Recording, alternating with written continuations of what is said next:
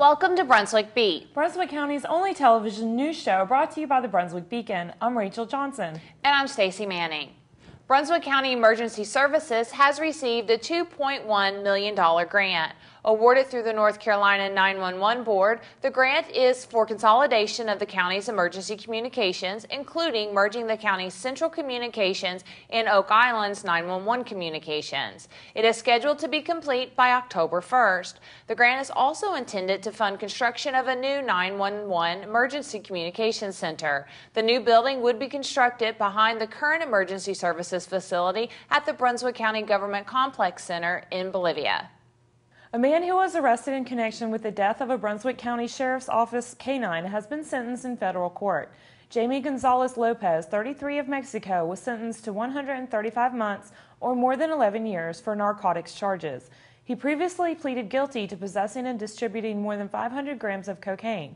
In July last year, a government drug agent ordered a kilogram of cocaine from Gonzalez Lopez. He and another individual delivered the cocaine to an area in Ash. He had hidden the cocaine in a field prior to the sale. Law enforcement officers arrested him and his co-defendant. Canine Viper was sent into the field to find the hidden cocaine. Viper died after he was exposed to the toxins in the cocaine while retrieving it. Kendrick Crawford, 28, has been sentenced to 135 months in federal prison on 6 counts of distributing cocaine. Last year, Brunswick County narcotics agents searched Crawford's home, in which they recovered a firearm, $1,000, and cocaine. County Commissioner Marty Cook has once again brought up county employee raises. At the last County Commissioners meeting July 2nd, Cook was only able to get support from one commissioner, Charles Warren, and his motion to readdress the raises failed 2 votes to 3. The 2012-2013 county budget, which took effect July 1st, did not include any merit or cost of living increases for Brunswick County employees. At several meetings prior to the budget's adoption, Cook tried to persuade fellow commissioners that county employees needed a salary boost. Cook's motions failed each time. Sea Trail resident Marty Friedman is trying to rally interest in the future of his community's golf courses and other amenities, which are up for bankruptcy sale to satisfy creditors. About 2 weeks ago, we found out that Sea Trail was for sale for $9.9 million. And what we're trying to do is get all the residents that live here involved in possibly purchasing Sea Trail to conserve it. There's some major issues with regard to a company coming in of whether or not they'd be able to keep the property in the same condition that it is right now. I welcome anyone who has an interest, even folks that may not live in Sea Trail that would like to preserve it as it is. You can contact me. I'll speak to any group, anytime, anywhere, to bring you up to speed. We do have a website, letsbuyseatrail.com, that we're providing all the information that we can garner for people to learn exactly what's going on. The sale is being orchestrated by National Golf and Resort Properties Group of Tampa, Florida, which is in a final bidding mode with top prospects. The process is expected to close in 60 to 90 days. Beginning August 1st, residents will have to pay a reservation fee to use picnic pavilions at 5 of the county's parks. Brunswick County Commissioners approved the $25 fee at their last meeting Monday, July 2nd. Parks and Recreation Director Jim Pryor hopes to have the program up and running by August 1st. The reservation fee is for the 5 busiest and biggest pavilions in the county's park system, including Ocean Isle Beach, Shallotte, Brunswick Nature Park, Leland, and Northwest. The 19 other picnic shelters will remain free for use on a first-come, first-served basis. Brunswick Community College is a recipient of a $100,000 New Generations grant for an 18-month project. The grant, provided by the North Carolina Rural Economic Development Center, is designed to help students between the ages of 18 and 30 receive high-demand skills so they can work in Brunswick County. BCC expects to train more than 50 young adults and place them in 40 jobs in Brunswick County. The project is a collaboration between BCC and Brunswick Housing Opportunities. You can't start a fire without a spark. The famous Bruce Springsteen lyrics resonate well with one Holden Beach couple. Ken and Peggy Popeye decided to go on tour with the Boss this year for his Wrecking Ball tour. The album, Springsteen's 17th studio album, was released March 5th, and the tour began on March 18th in Atlanta. The Popeyes were there. They have been to 7 concerts so far on this tour between March and April, and they have tickets for 4 more in the fall when Springsteen returns from the European leg of his tour.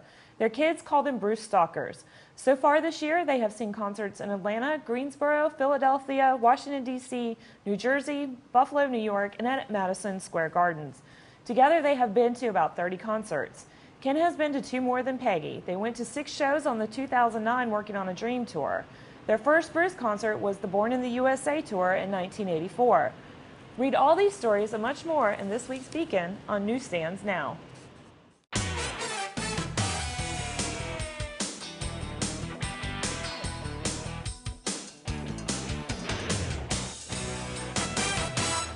Welcome to the Beacon Sports Report. Jimmy Fletcher's experience as an assistant coach for North Carolina in the 2010 Shrine Bowl of the Carolinas has been a benefit to him as he gets ready to be the head coach for the East in the North Carolina Coaches Association East-West All-Star Football Game July 18th in Greensboro. Fletcher also has been helped by one of his past assistants, Joey Price of Wallace Rose Hill, who also has coached in the Shrine Bowl. Price will coach the offense. 2 of the players are from Brunswick County, defensive backs Taylor Buffkin of West Brunswick and Gary Williams of South Brunswick. In addition to his duties as the head coach, Fletcher will coach the defensive backs. West Brunswick High School junior Cooper Hewitt is getting as much attention for his musicianship as he is for his baseball skills. Hewitt is a pitcher and a first baseman for the Trojans and a member of the Diamond Stars Showcase team. But Hewitt is also a banjo player and a guitar player, specializing in bluegrass music. He said his mother's side of the family is talented musically, and he began playing the guitar when he was 6 or 7. Hewitt's proudest moment came during a guitar performance appearance at Odell Williamson Auditorium. Hewitt, then an 8th grader in the jazz band at Waccamaw Elementary School, asked whether he and a drummer could perform on stage. Permission was granted, and Hewitt played House of the Rising Sun. Hewitt still remembers the audience's applause. Cooper Hewitt played the various levels of youth baseball and was a shortstop and center fielder. When a coach noticed how strong Hewitt's throws were from the outfield, Hewitt was then tried as a pitcher. He still has that role on the West varsity, and he is also a first baseman. The 17U Diamond Stars baseball team, which trains at the Brunswick Batting Center, finished as co-champions in the Impact Tournament June 29th through July 1st at East Carolina University. The Diamond Stars were 3-1 in pool play and were the number 3 seed entering the Pinewood Bat Classic. The Diamond Stars beat the Carolina Cubs in a semifinal in the championship game. The Diamond Stars were leading 6-1 in the top of the 4th inning when a storm suspended play. Both teams were declared co-champions. The tournament gathers all-star baseball players from throughout the state, and many have Division I college skills. Read all of these stories and see more great photos in this week's sports section of The Beacon.